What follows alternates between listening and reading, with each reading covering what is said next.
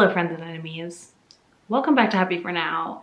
Apologies for any weird lighting or echoiness.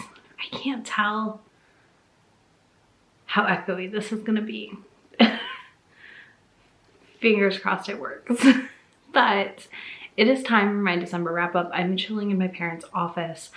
And yeah, I wanted to go ahead and wrap up all my reads for December before we get too far into the end of the year content.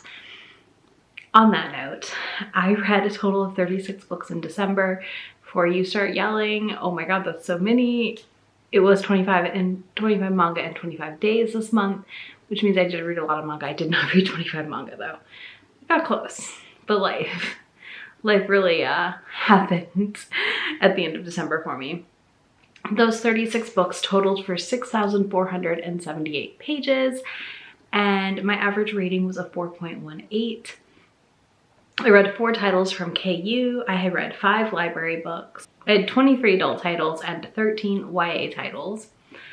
Then the format breakdown is 6 ebooks, 5 audiobooks, 23 manga. And my last stats that I track in these wrap-ups is the new to me authors and debuts. I read 7 new to me authors and 1 debut. So that's pretty good. A big goal of mine is to always make sure I'm reading authors that are new to me. Next, we will just run right into my star ratings and all the books I read, and then we'll talk about the manga. As always, if I talked about it in my mid-month wrap-up, I will just mention it here, and then we'll move right along to the next book that is new. So first of all, I did not have any DNFs, 1 stars, 2 stars this month. None of that. So that was really good. I'm very happy about that part. I did have 1 3-star read, which I talked about in my mid-month, which is Paddled Like Krampus by Harley LaRue. This for me is a 3-star because it just lacked the things I've seen in other things I've read by Harley LaRue. And upon reread, I still felt like it was just missing something. I wished it was a little longer. I wished it had a little more time to it. It just needed something. Then my 3.5s, I read In a Holidays by Christina Lauren, which I thought was an interesting Groundhog's Day. I talked about it in my mid-month wrap-up. It surprised me. I think I expected it to be really, really bad after all my friends' reviews of this book. Then I read Amethyst Heart by Laura Hunsaker. This is a like 7-10 minute read. This is a tiny little short story set in the Scottish Highlands. We have a little taste of time travel and a magic ring that reunites her with her fated love. And it was just a really cute, fun, quick read. I read this so I could hit 415 books this year. I wanted to end on a 5 or a 0 if I could, so this was an easy one that I got read by the author on Twitter, and I thought it was a fun time, honestly. Like, it was a solid, free little short story, a nice little taste of her writing style, and I enjoyed it. Now, for my 4 stars, we have Wrapped Up in You by Talia Hibbert and Finley Donovan is Killing It, which I talked about in my mid-month.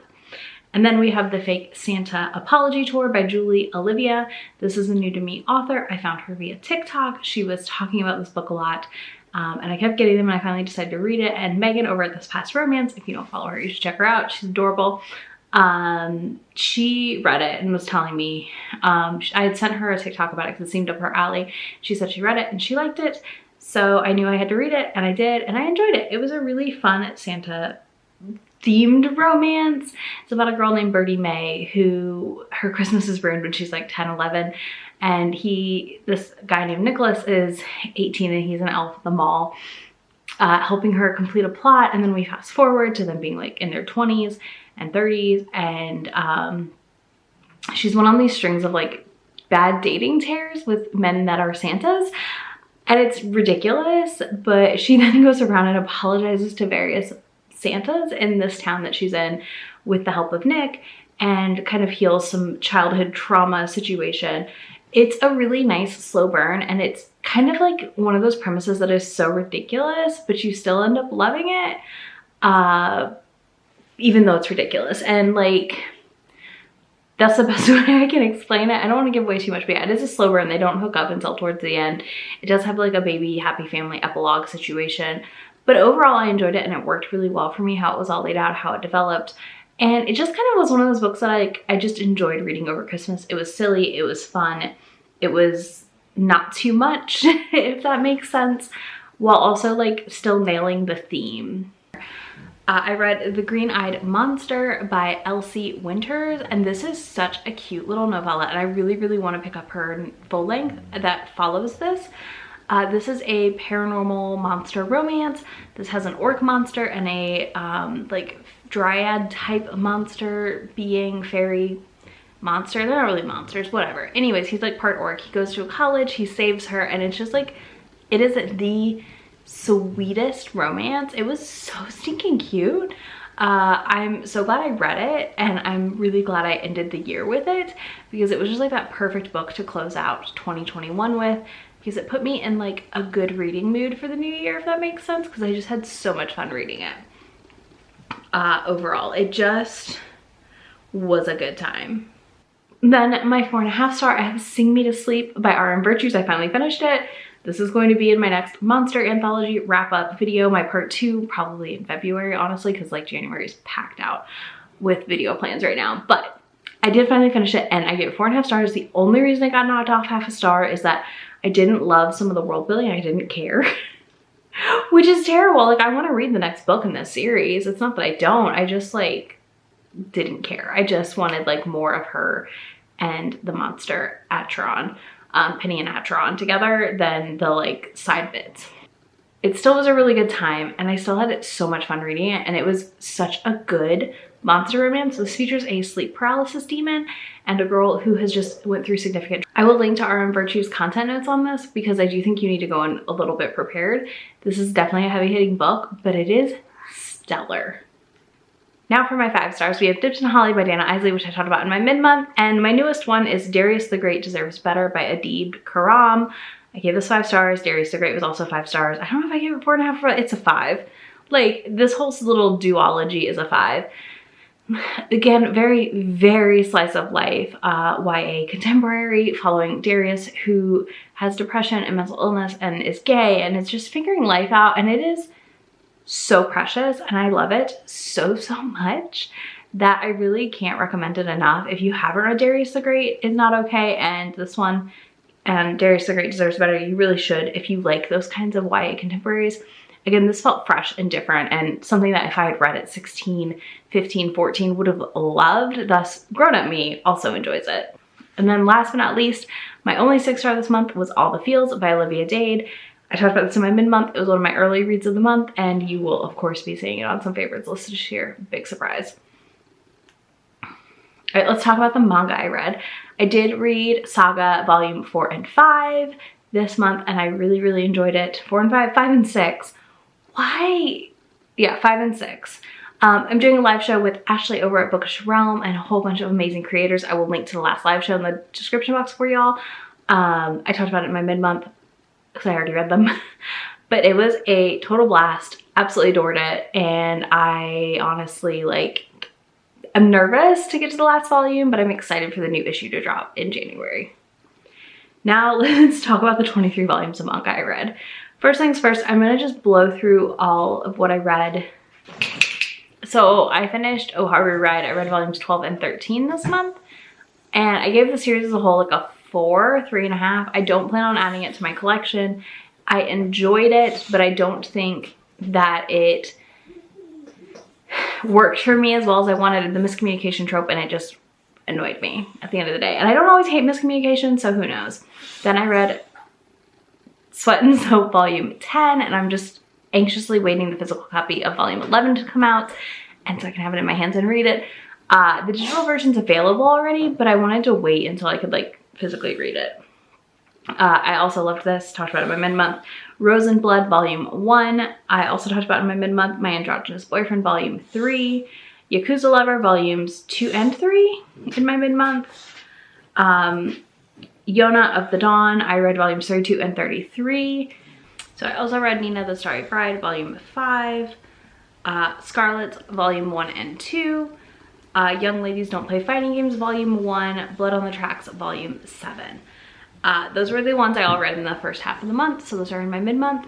And all the new ones are as follows. I read Boss Wife volume 2, and I really liked it. I am really liking Boss Wife. It's kind of it's very different from Yakuza Lover actually, but similar. Boss Wife follows a girl who got into some trouble and marries her old high school sweetheart, and he is protecting her from that trouble and happens to be in the Yakuza. It's just been really interesting. I also really love the art in it. It's very different.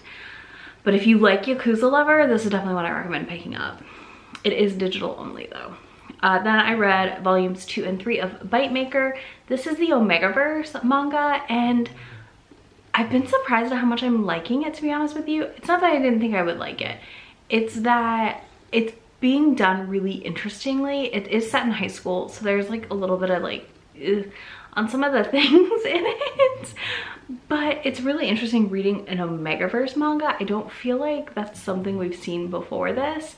I mean, I could be totally wrong, obviously, but it's just one of those mangas that you like read and you're like, this is interesting, and I'm curious to see where it unfolds. We have like some things where they're hiding an identity of somebody, and I'm really interested in seeing volume 4 and 5 and what that story looks like then. I also read Mint Chocolate volume 4, which I also adored. This is a stepbrother romance. So she's in love with this guy at school, and their parents end up getting married. So it's not like they grew up together stepbrother. It's like, it's kind of not even stepbrother, but they live together and they're just having this really cute romance. And it's very sweet, and I really like how the story is unfolding. Then I read The Love Mix-Up volume 1, which I am so excited for volume 2 of. And I cannot wait to dive into the drama, probably once I moved into my new place. But it was just such a good time. This is one of those ones where I was surprised at how well it worked. So this follows a guy who borrows his friend's eraser, and it has a name carved in it, and he drops it. And the guy whose name it looks like it is sits in front of him and picks it up and sees it and thinks he's in love with him. And they kind of like have this burgeoning friendship relationship happening, but they're both like, he doesn't know how to handle it because he doesn't want to out his friend who he thinks has a crush on this guy. And it is so cute and funny. It's just very goofy in the best way.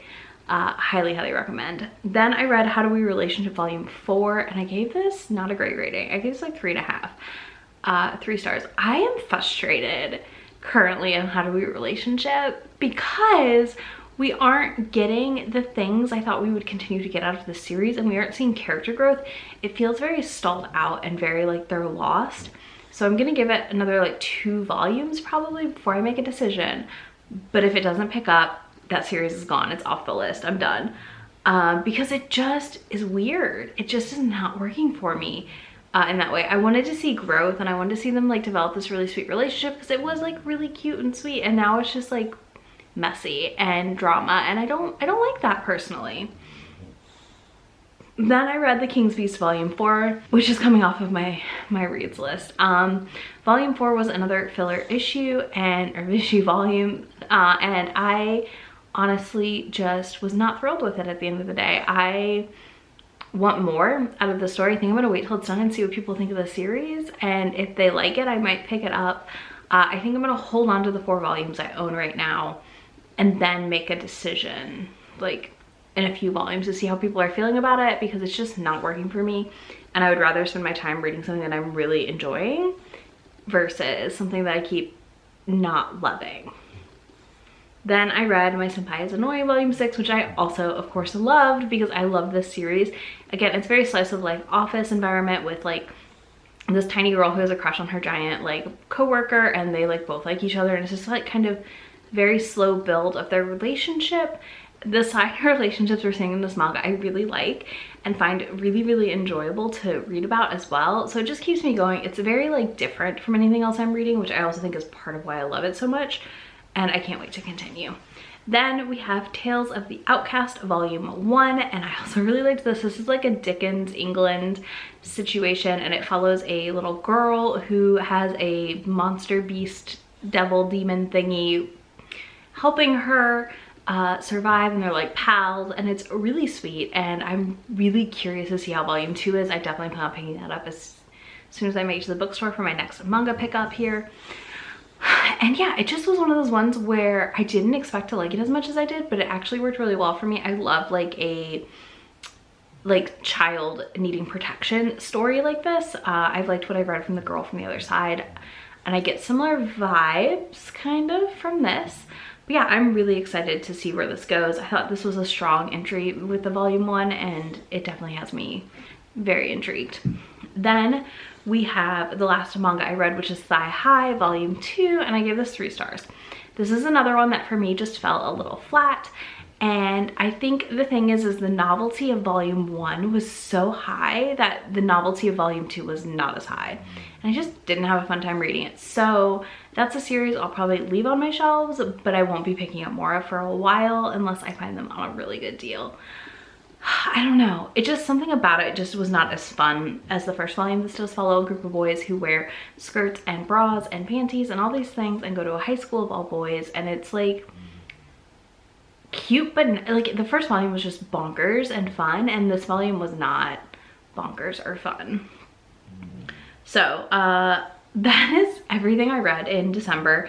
Again, I read a lot, but I actually read less than I normally do because I read more manga than books because of the move and everything else. My reading at the last half of the month was like minuscule. Let me know what your favorite read of December was. Oh, if you don't want to do that, leave me a tiger emoji since it is the year of the tiger coming up. So you know, why not? If you want to find links to any of these books I talked about, those will be linked in the description box, as well as links to be my friend anywhere on the internet. And I will see you all in a few days in my next video. Bye.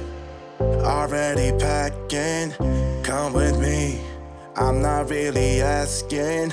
We'll get away to a place where we don't know. About to see the world in action, what we can be, life with no distractions. We'll get